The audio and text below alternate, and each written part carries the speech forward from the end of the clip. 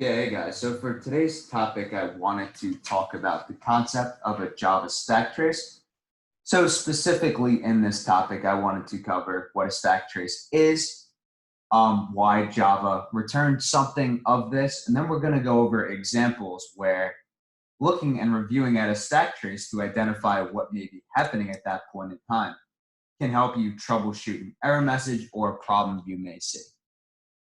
So with that said, what is a stack trace? So a stack trace is essentially the call stack at a certain point in time. You may be asking yourself, what does that mean? So essentially what happens when the runtime errors out is the runtime is essentially going to print exactly what you see here. So it's going to print an error message and then the methods being invoked at that point in time. So it's going to tell you what it was doing when essentially when it errored out or when some sort of unexpected behavior happened.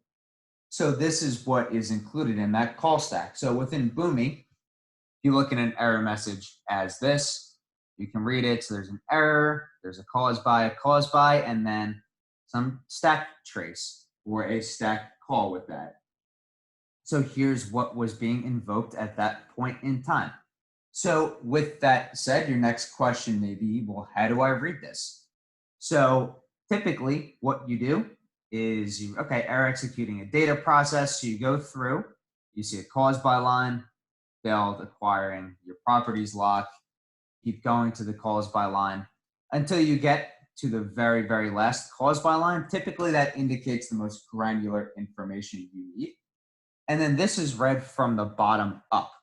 So what happened is lock properties was called, then this was called, then this was called, and then essentially it errored out at this line. So with that said, your next question may be, well, how can I use this to help myself troubleshoot?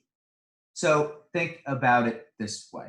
If you see an error such as this, error executing a data process, let's go to our cause by line as we talked about.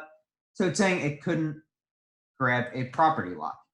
So this is just, I just X'd out the Atom ID for that reason, just because it's an error I pulled. So it couldn't get the lock. Why couldn't it get the lock? There's no locks available. Okay. So what happened before that? So it looks like Boomi tried to fork something, tried to lock it, and then it called non-Boomi code. So it's calling Sun NIO, which I believe is Java code, and that's what failed. So something within Java failed, whatever method or action it was doing. So lock zero, it's a native method. So with that said, you can essentially say to yourself, okay, Boomi tried to lock something, maybe a properties file as it's saying, or something with the forked execution. And the attempt to do that, which went into native code, failed.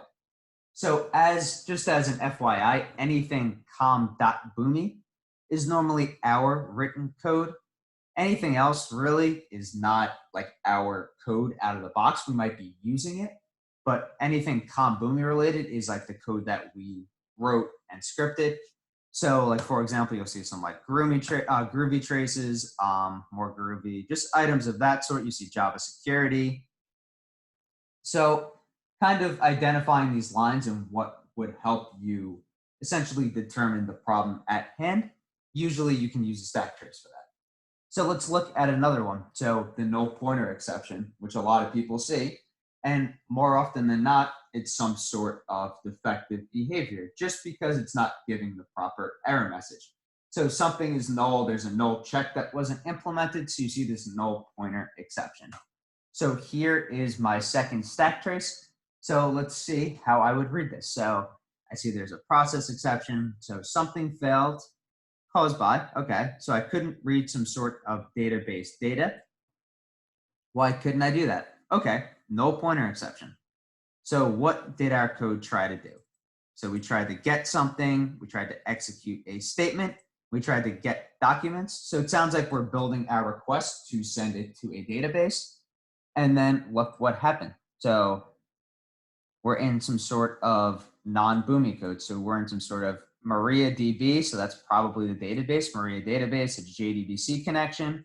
So it's trying to execute something in Maria database, and there's a null pointer exception. So what does that tell you? It tells you that Boomi tried to generate a request, bundle everything it needs, and pass it to this Maria database, JDBC. So that should automatically click to you as, oh, maybe it's something database related between the JDBC and the DB.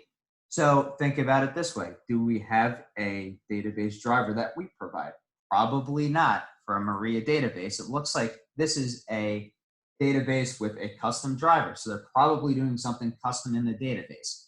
So that driver is failing with a null pointer exception. So this is essentially proving that it's not necessarily something Boomi related, but something related to the driver being used. All right, that's what I wanted to cover today. Sounds good, guys. Enjoy the rest of your day.